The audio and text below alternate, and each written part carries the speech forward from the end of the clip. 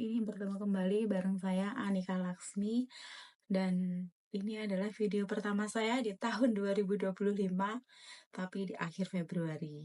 Lebih baik terlambat daripada tidak berkarya sama sekali. Oke.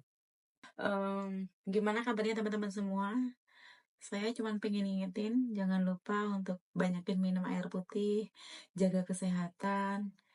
Makanya jangan telat gitu. Kalau telat ya mending sih daripada nggak makan sama sekali. Puasa aja sekalian ya.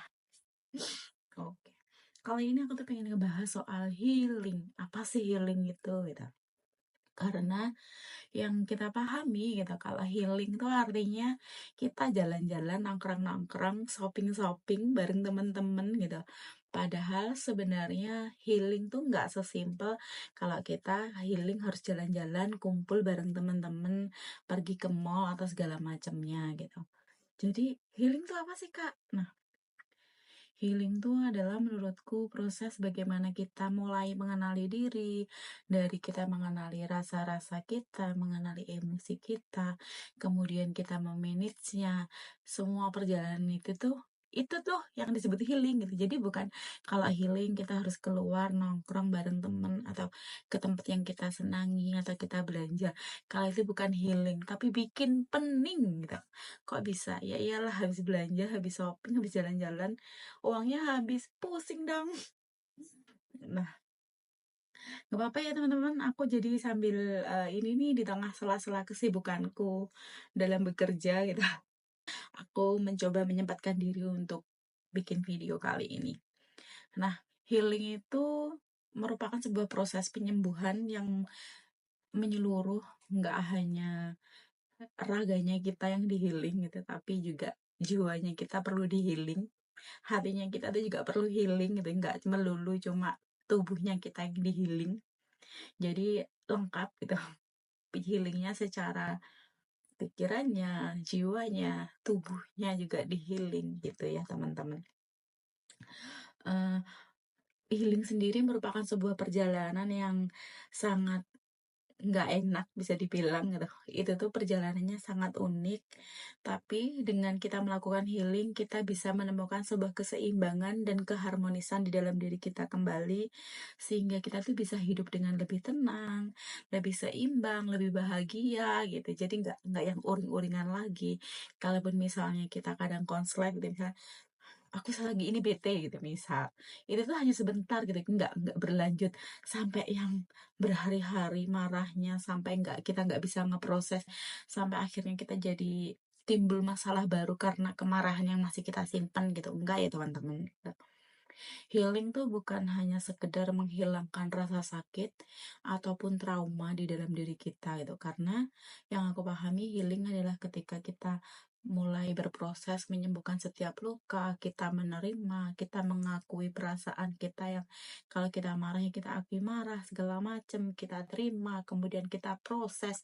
Nah, jadi nggak cuma sekedar itu gitu, tapi juga tentang bagaimana menemukan makna dan tujuan hidup kita ini sebenarnya apa sih. Karena setiap manusia yang hidup tuh udah punya tujuannya.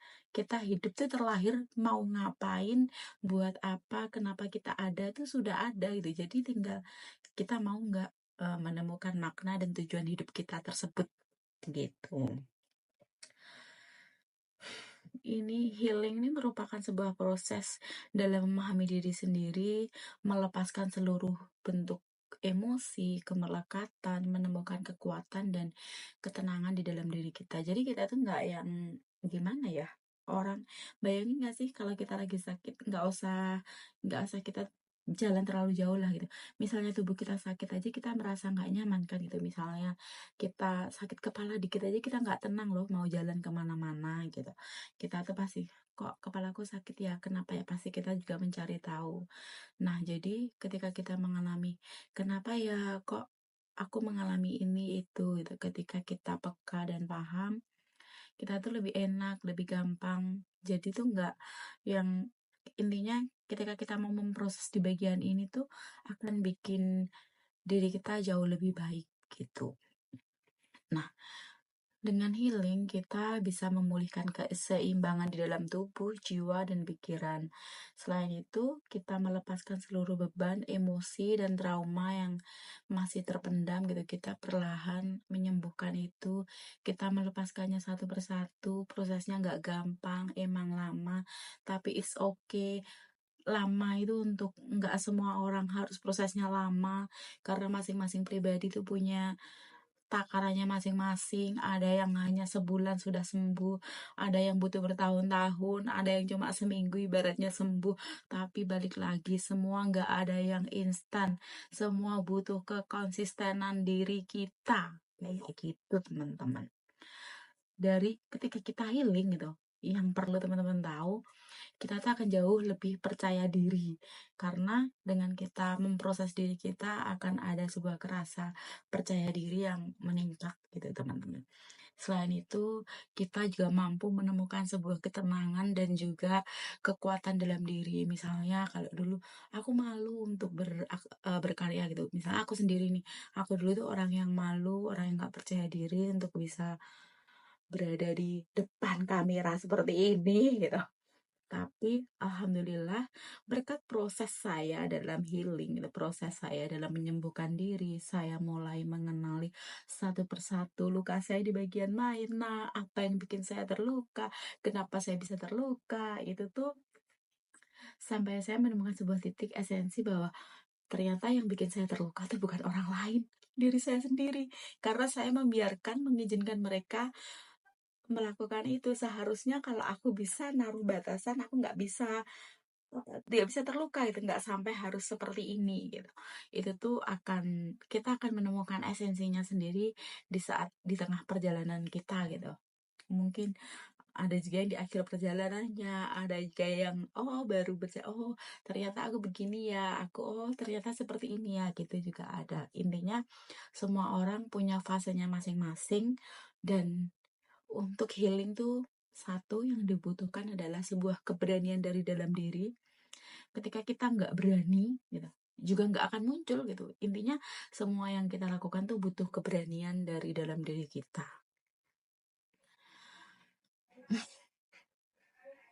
Dan di akhir, terima kasih buat teman-teman yang sudah mendengarkan.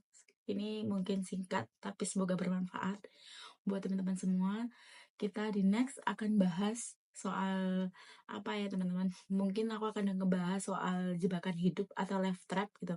Apa saja sih yang bikin kita terjebak, kemudian nanti gimana cara ngatasinya gitu. Siapa tahu itu menjadi bermanfaat buat teman-teman ketika ternyata ini aku ngalamin ini nih, terus aku harus gimana gitu. Kita sama-sama sharing, saya belajar, teman-teman juga belajar, biar ketika saya juga bertumbuh, teman-teman juga bertumbuh, kita sama-sama saling belajar, tidak ada yang menggurui di sini. Intinya di sini adalah untuk belajar untuk pertumbuhan diri kita sendiri, kita menjadi perempuan yang lebih berdaya. Terutama buat kalian semua yang PMI sama kayak saya, jangan jadikan bahwa aku PMI nggak bisa ngapain. Enggak, kita PMI justru bisa lebih bertumbuh, lebih berkembang. Justru kita bisa membuktikan kepada dunia gitu. Kita buktikan bahwa kita mampu menjadi diri yang terbaik dari diri kita yang kemarin. Nah, di akhir video saya ingin ngucapin bahwa healing atau menyembuhkan diri merupakan sebuah perjalanan yang unik, dan ini semua dilakukan oleh diri kita masing-masing pribadi. Tidak ada yang bisa membantu menyembuhkan kita selain kita sendiri yang mengusahakan kesembuhannya, dan semesta akan mempertemukan kita dengan orang-orang yang mendukung dan memberikan support atas proses kita tersebut, hingga akhirnya kita sampai di titik sudah bisa berdamai dan sudah sembuh bisa dikatakan gitu. Tapi menurutku tidak ada yang benar-benar sembuh, tetapi kita bisa menemukan sebuah ketenangan dan kedamaian dalam batin kita yang mungkin kita tidak bisa ceritakan ke banyak orang kadang gitu, tapi kita bisa merasakannya, dan itu tuh luar biasa banget buat saya pribadi gitu. Untuk mencapai di titik itu tuh butuh perjuangan yang sangat-sangat luar biasa pokoknya. Buat teman-teman, terima kasih. Silahkan like, share, dan komen apa yang pengen kalian tahu gitu. Kalau misalnya, Kak aku pengen ini itu, buat kalian yang pengen curhat cerita boleh silahkan shock. Aku tidak akan menghakimi, aku tidak akan menilai apapun tentang apa yang kalian ceritakan gitu. Silahkan share ataupun berbagi cerita kalian di yang pengen di kolom komentar silahkan, yang pengen lewat Instagram juga boleh, IG akan saya sertakan di kolom deskripsi ya teman-teman. Silahkan menghubungi saya di sana buat yang pengen bercerita, sekedar sharing.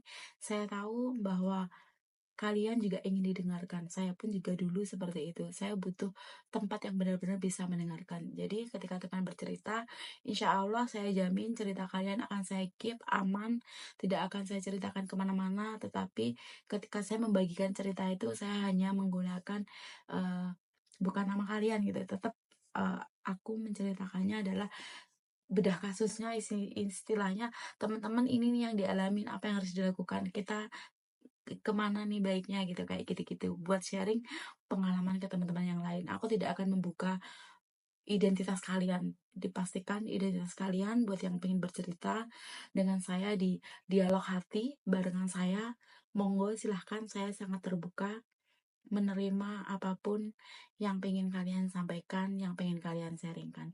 Terima kasih telah mendengarkan celoteh saya gitu, dan maaf jika backgroundnya tidak sesuai dengan apa yang kalian harapkan, tapi saya berharap apa yang saya bagikan akan membuka sedikit pengetahuan teman-teman tentang healing, kemudian teman-teman mulai memproses healing ke dirinya sendiri, kita sama-sama sembuh, kita sama-sama berproses, kita sama-sama menjadi perempuan yang berdaya dan bertumbuh.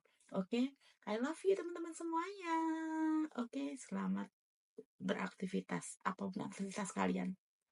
Tetap cintai diri kalian, dan satu yang perlu kalian ingat, tidak ada yang bisa mencintai orang lain sebelum mereka bisa mencintai dirinya sendiri. So, cintai dirimu sendiri sebelum mencintai orang lain. Terima kasih, see you in the next video, bye-bye.